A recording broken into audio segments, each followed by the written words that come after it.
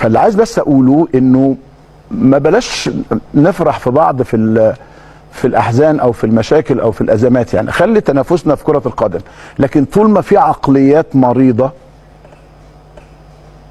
طول ما في عقليات خايبة، طول ما في ناس فاكره انها مش عارفه تقول ايه فالجمهور هيفرح، خلت واحد النهارده يطلع قال له يا زيزو ديتك طلقه طلقه يا زيزو، انا بقول لك اهو طلقه واخلص عليك. ده بجد، ده فيديو منتشر، ده فيديو موجود ومحدش عمل حاجه. خلي بال حضراتكم، ولو انت فرحان بجمهورك كده هنيالك يا فاعل الخير والثواب. احنا مش هنخاف على ابنك اكتر منك.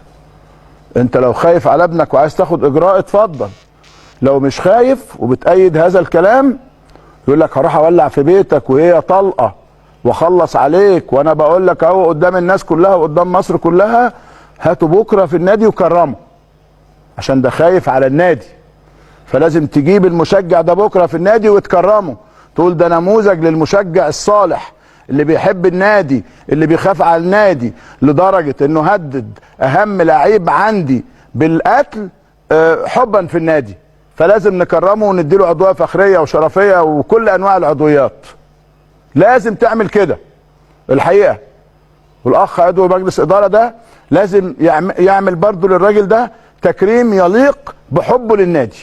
اوعى ما تعملش كده، هزعل منك، هزعل منك. ده مش استفتاء مجله ولا بتاع، لا يا حبيبي، ده فيديو موجود، بس عيب ان انا اعرضه هنا. فانت لازم تكرمه، تقول لهم وتاخدوا قدوه كده ونموذج للمشجعين عندك. بص اللي بيحب النادي لدرجه انه هدد زيزو بالقتل لو ساب النادي. مشجع وجاي على هوى البعض، يعني هو في ناس امزجتها كده يعني، ولا انا مش واخد بالي؟